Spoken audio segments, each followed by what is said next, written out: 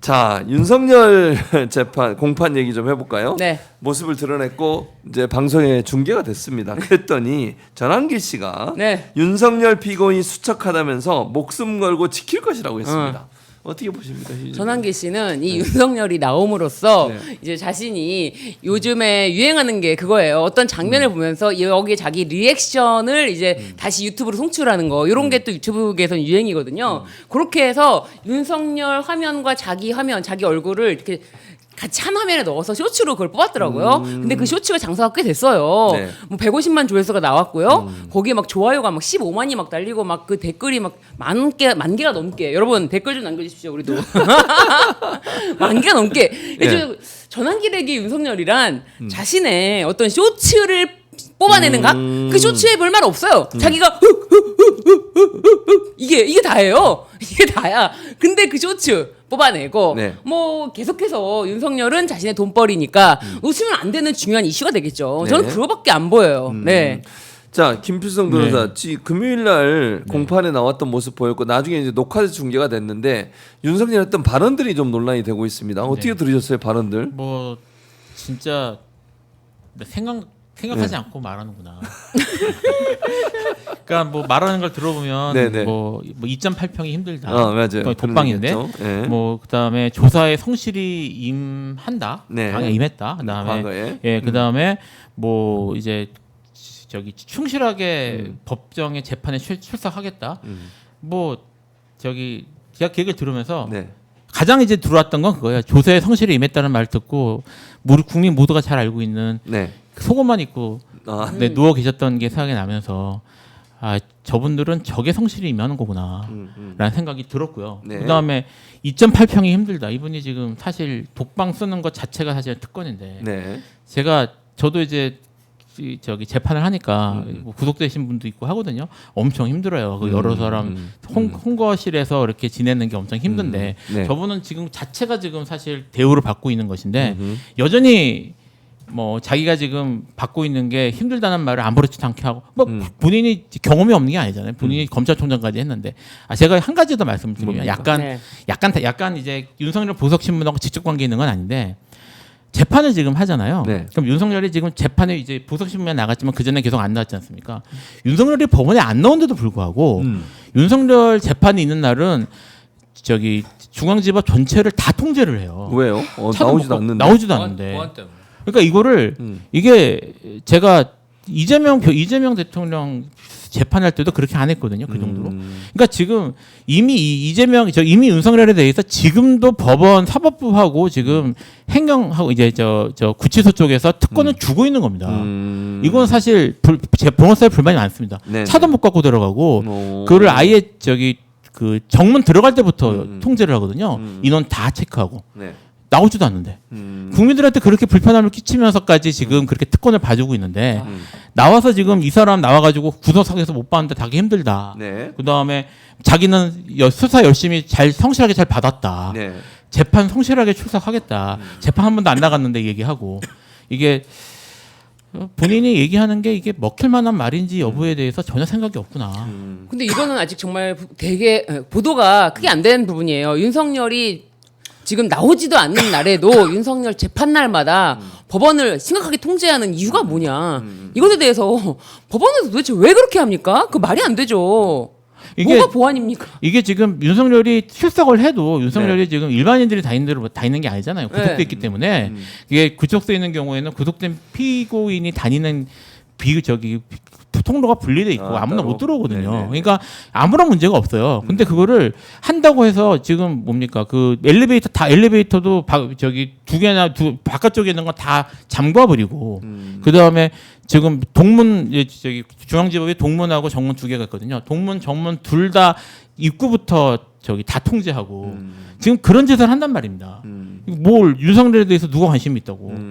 그래서 사실은 제가 다시 얘기하지만 이거 변호사 사이에서는 불만이 많아요.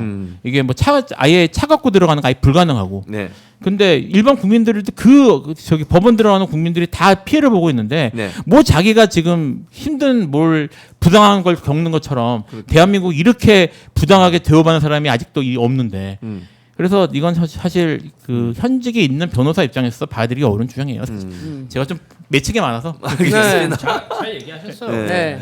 자, 조희대 얘기를 잠깐 하고 넘어야 될 것 같아요. 30일 날 조희대 대법원장이 대선 개입 청문회 불출석 의견서를 제출했어요. 보통은 불출석 사유서라고 그러는데 의견서라고 쓴 것도 좀 특이하기도 하고요. 근데요, 지난 5월에도 의견서를 썼는데 그때 의견서와 토시 하나 다르지 않게 네. 복사해서 붙여넣긴 했다는 거예요. 이거 어떻게 봐야 돼요, 변호사님? 이게 지금 뭐 의견서 내용상 자신들은 뭐 헌법 103조 그다음에 합의 과정 비공개를 정한 법원조직법 65조 그리고 국정감사법 8조와 국회법 37조 네. 규정에 의해서 출석하지 않겠다는 거예요. 그런데 합의 과정 알려달라는 게 아니에요. 기록은 최소한 확인했는지 로그인을 했다면 로그 기록이라도 내놓던지요. 아니 기록을 확인하지 않고 재판을 한 거, 판결을 내린 거에 대해서 국민적인 의혹이 심각한데 이거는 밝혀야 되는 거 아닙니까? 이거 어떻게 안 밝힙니까? 기록을 복사할 시간도 없었는데 그렇다면 전산으로 확인했다면 로그 기록이라도 내놓고 있다의 소리를 해야지. 이게 무슨 누가 합의 과정 뭐 어떤 식으로 합의를 했는지 공개달라고 합니까? 전혀 아닙니다. 이거는 전혀 맞지 않는 이야기다. 예. 그렇게 보시는 거. 예. 그러니까 저게 저런 합의 과정이나 이런 것들에 대해서 대답하기 곤란한 상황이면 물어볼 때 그 부분은 대답하기는 곤란합니다. 합의와 관계된 것이라서 대답하면 돼요. 지금 나오는 거 아예 나오지 않겠다는 거잖아요. 네. 이거는 이제 사실 저기 뭐 이미 논란이 돼서 언론에서 보도됐지만 그 대법원장도 청문회 대상이 될 수 있거든요. 그럼요. 나와서 저기 이렇게 불러서 하면은 사실은 법원의 그 신뢰도를 회복하기 위해서라도 적극적으로 해명을 해야죠. 나와서. 네. 오히려 이거는 기회를 주는 거라고 볼 수 있는 건데 그렇죠. 사실 이거는 나가지 않겠다라고 뭐 저기 전체를 다 보이콧을 하면서 똑같은 내용을 이렇게 반복해서 한 거는 네. 이게 당장은 모르겠어요. 뭐 이게 이렇게 하는 게 우리가 당당하고 좋은 거라고 생각할지 모르겠지만 계속 포인트가 쌓이는 겁니다. 국민들이 이게 지금 사법개혁이나 이런 것들에 대해서 이렇게 분노나 아니면 이런 필요성을 느끼게 된 게 네. 차곡차곡 쌓여왔기 때문이거든요. 지금 계속 조희대 코트에서 이렇게 하는 거는 제가 봐서는 현명한 방법이 아니에요. 그러니까 어떻게든 이걸 적극적으로 해명을 하고 네. 얘기를 해야지. 뭐 네. 천대엽 같은 경우는 뭐 대법원장은 청문회 출석 대상도 아니다. 뭐 이런 식으로 얘기를 하고 감히 우리 누구를 부르냐 이런 식의 태도를 보여왔잖아요. PD님이 바로 띄워주잖아요. 네, 그러니까요. 국회법 121조 5항입니다. 네. 네네, 5항입니다. 예. 본회의나 위원회에서는 어쨌든 대법원장에 대해서 출석 요구할 수 있다라고 명확하게 규정되어 있거든요. 네. 근데 그걸 이제 법원 행정처장이라는 사람이 저런 법률이 있음에도 불구하고 부를 수 없다라고 말한 것 자체가 대법관이 그런 것도 몰라? 라는 말이 나올 만한 상황인데 이제 지금 그렇게 했으면 뭐 나중에 수비를 하든지 아니면 사과를 하든지 그런 거 없이 그냥 저렇게 안 나오는 건 결국은 이게 뭐 강제로 구인까지는 안 하겠죠 국회가. 하지만 네. 이런 것들이 반복될수록 국민들은 대법원에 대한 신뢰는 계속 떨어질 거고요. 그리고 사법개혁에 이게 사람들이 국민들의 열망 같은 것들이 높아질 수밖에 없는 상황 같아요. 네. 자, 내란 방조 관련된 재판 그리고 특검의 활동 그 중에 하나의 눈길을 끄는 게 내란 특검이 한동훈 전 대표의 증인 신문을 다시 시도한다는 뉴스가 나왔습니다. 계엄해제 표결 당시에 사실은 참고인이잖아요. 이게 무슨 피고인도 아니고 현재는 나오질 않아요. 재판에서 불렀는데도 역시 안 나오고 있는 상황인데. 아니 지방에서 치킨 배달하고 있는 이 한동훈 대표 행보 어떻게 보세요? 그러니까 이제 한동훈 전 대표 같은 경우는 사실은 12.3 계엄 때 불법 계엄이다 천명을 했고 네. 계엄 해제 결의안 관련해서 친한동훈계가 본회의장에 투표에 참여함으로써 네. 초기에 계엄 해제의 명분을 명분을 찾는 데 있어서 좀 역할을 했습니다. 일조를 했죠. 그리고 여태까지 수개월 동안 자신의 정치적 자산으로 계속 홍보해 왔죠. 그런데 지금 상황에서는 장동혁이 당대표가 됐죠. 네. 장동혁이 계속 얘기합니다. 옛날 국민의힘 게시판 관련해가지고 김건희 씨에 대한 그런 개목걸이 사건들 이런 것에 대한 그러한 누가 썼는지 밝히겠다. 그리고 본인들의 어떤 친한계의 많은 그런 방송에서 왔던 패널들에 대해서 뭐 제재를 가겠다 이런 위협을 하다 보니까 네. 꼬리를 내리면서 전국을 돌아다니면서 장동혁 대표에게 잘 보이기 위한 유튜브 인정을 받기 위해서 눈물겨운 노력을 하고 있다. 그러면서 갑자기 총구를 민주당이나 네. 이재명 대통령한테 하면서 하고 말도 안 되는 소리 하고 다녀요. 뭐 자기가 뭐 저기 뭐야 대북 송금 사건 관련해서 진실을 밝히겠다. 아니 다 허위인 게 증언 조작의 허위이고 연어 회 먹은 거 다 밝혀졌는데 그게 뭐 대북 송금 뭐 한 게 내가 뭐 있다는 걸 밝히겠다. 그럼 증거를 까면 돼 내일이라도. 까지도 못하면서 말만 하고 저렇게 얘기하고 있는데 제가 봤을 때는 지금 정치적으로 매우 공공한 상황이다 보니까 또 당내에서 매우 사람들이 네. 뭐라 그럴까요? 약간의 일본용으로 이지매를 당하고 그다음에 또 자신의 가족들과 동명이인이 쓴 그 어떤 윤석열 내란 속의 피의자와 김건희 씨에 대한 비방들 이런 것들에 대해서 진상이 규명될까봐 벌벌 떨고 있는 게 아닌가 그런 어떤 압박에 의한 지금 행동이다 이렇게 보입니다. 좀 정치적 감각이 너무 없는 것 같아요. 한동훈이. 네. 네네. 그러니까 사실 지금 한 국민의힘 정치인 중에서 네. 가장 좋은 포지션에 있는 사람이에요. 이 사람이. 왜냐하면 내란에 대해서 어쨌든 뭐 이 사람은 좀 부풀려서 얘기하는 게 있기는 있지만 어쨌든 내란에 대해서 이 사람이 가장 적극적으로 대응한 사람이고 그리고 국민의힘이 어쨌든 내란 때문에 그 계속 궁지에 몰릴 수밖에 없는 상황에서 유일하게 자유로울 수 있는 사람이거든요. 그리고 구심점이 될 수 있는 사람이에요. 네. 이 사람은. 그리고 내란 지금 이제 계속 국민의힘 지지층이 극우화되면서 이렇게 막 목소리가 커지고 있는데 뭐 민주당이 마음에 안 들고 기본적으로 보수적인 지지층인 사람들 중에 합리적으로 생각하려고 하는 사람들 많이 있거든요. 그 사람들에 대한 지지층이 될 수 있는 이런 인물인데 스스로 지금 국민의힘 지지층이 점점 극우화하니까 그쪽에 호소하려는 듯한 모습을 보이고 있어요. 그러니까 자기의 정치적 자산을 다 날리는 겁니다. 저는 오히려 내란의 문제에 대해서 이거를 정리하고 하는데 적극적 모습을 계속 보이고 네. 목소리를 분명히 내고 그다음에 차별성을 보이는 게 장기적으로는 도움이 될 거라고 생각을 해요. 근데 정말 저것 때문이면은 정치를 하면 안 되죠. 그러니까 저게 물론 가벼운 사건은 아닐 수 있습니다. 내부적으로 비난을 받고 할 수 있는 사건이긴 하지만 자기가 정치를 하려면 전면 돌파를 해야죠. 정말 이게 제가 뭐 저분이 하셨는지 안 하셨는지 알 수는 없지만 네. 저분 떳떳하다고 하시니까 그럼 전면 돌파를 해야죠. 그러니까 저것 때문인지 모르겠지만 자기가 지금 갖고 있는 자산을 너무 가볍게 생각하는 것 같아요. 근데 이게 처음이 아니고 그 전에도 한동훈 당대표까지 했잖아요. 네. 했음에도 불구하고 당대표까지 했음에도 불구하고 결국은 좀 약간 어이없이 그렇게 밀려나는 모습들을 보였거든요. 네. 그러니까 본인이 그렇게 정치적 역량이 뛰어난 거나는 아닌 것 같다. 정치가 좀 어렵지 않나 저분은. 약간 그런 생각까지 좀 드네요. 이제는. 네. 그리고 박성재 전 법무부 장관이 네. 조사를 받았는데 지난주에 우리가 다 얘기했으면 특혜를 받은 게 아니냐는 논란도 있었는데 어쨌든 구속영장 청구될 걸로 보세요. 어떻게 보세요? 박성재 전 장관에 대해서는? 저 청구될 거라고 보여지는 게 지금 구체적인 진술 증언이 있어요. 진술 증언이 있고 그리고 또 유역 감찰관, 법무부 감찰관은 이것에 대해서 네. 계엄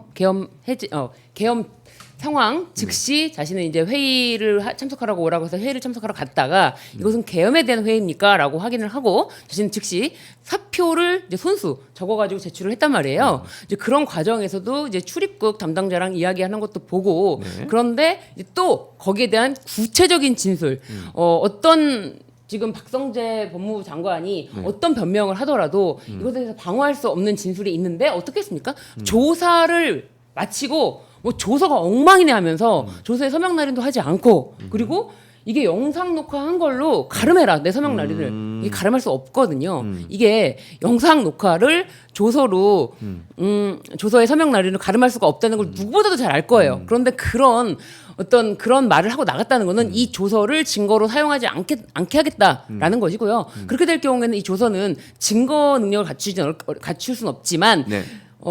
영장 청구할 때는 이것이 이제 법원에 제출이 될 거예요. 그래서 어떤 태도로 조사를 받았는지 네. 영장 청구 단계에서는 이 부분이 증거로 활용될 수가 있습니다. 그리고 그 한덕수 재판 중계를 특검이 신청을 했습니다. 이번 주부터 이제 한덕수에 대한 재판이 지금 본격화되는데 이건 뭐 당연한 수순입니까? 아니면 의미가 있는 겁니까? 뭐 이제 김 계속 그 공개에 대한 국민적 욕구나 이게 요구가 있고요. 네. 뭐 입법에 대해 입법하는 내용도 나오고 했으니까 네. 지금 특검이 이거를 저기 한덕수부터 해보려고 하는 게 아닌가 싶고요. 의미가 있겠죠. 한덕수 입장에서는 어쩌면 매우 중요한 인물이고요. 저 사람이 어떻게 진술하냐에 따라서 내용이 달라질 수 있는 그런 것이라서 국민들 입장에서는 관심도가 높을 거거든요. 그래서 뭐 저는 충분히 의미가 있다고 생각. 하나만 더 말씀을 드리면. 네. 이 재판은 기본적으로 공개가 원칙입니다. 물론 그렇죠. 우리나라가 이제 공개 재판의 원칙임에도 불구하고 상당히 폭넓게 재판을 비공개할 수 있고 그 다음에 영상 촬영이나 이런 거 아예 막는 그런 구조로 되어 있어서 좀 문제가 있다고 하지만 재판은 원래 공개하는 게 원칙이에요. 그래서 지자들이 다 들어가서 볼 수 있어야 되거든요. 네. 근데 지금 실제로 운영이 그렇게 잘 안 됩니다. 이게 제가 요건 좀 말씀을 요건 말씀을 드려야 되거든요. 이게 방청석이 제한돼 있다는 이유 때문에 그런데요. 실제로는 이게 추첨이나 이런 걸로 통해서 되는 경우가 많아서 네. 이게 저기 일반인들은 들어가지 못하는 경우가 많아요. 네. 자리가 얼마 안 남고요. 이게 기자들 몇 명이 들어가서 기자들이 주로 들어가는데 그럼 기자들한테 공개하는 게 아니냐. 근데 기자들이 그렇게 성실하게 그 공정하게 기사를 안 써줍니다. 중요한 내용들 나온 거 공개 안 하거든요. 예를 들면 최근에 남욱 이 이제 진술한 게 처음 이제 보고가 됐는데 사실은 남욱이나 유동규 같은 경우에 그 전에도 의미 있는 진술들이 있었거든요. 네. 어긋나는. 그런데 그런 거 보도 하나도 안 됐잖아요. 네, 그렇죠. 그래서 사실 그런 이 기준에서 보더라도 저는 특히 내란 같은 경우에는 일반인들이 최대한 많이 볼 수 있도록 국민들이 뭐 볼 수 있는 채널이 필요하다고 생각이 들었어요. 그래서 네네. 저는 이게 공개해서 중계하는 게 충분히 의미가 있다고 생각합니다. 그리고 한동훈이 네. 이 한덕수 재판이 중계되면서 더 쫄리는 부분이 네. 한동훈 한덕수 12월 8일에 공동 국정 운영을 하겠다면서 발표를 했잖아요. 이게 뭡니까? 이 당시 사람들이 너무 충격을 받고 이건 제2의 내란이다라고 다들 생각을 했거든요. 네. 아니 지금 국민의힘 당대표가 뭔데 국무총리랑 같이 공동 국정 운영을 하겠다는 건지 이 부분에 대해서도 아직도 한동훈은 야 이거 수사 들어오는 거 아니야? 이거 의심하고 있을 거예요.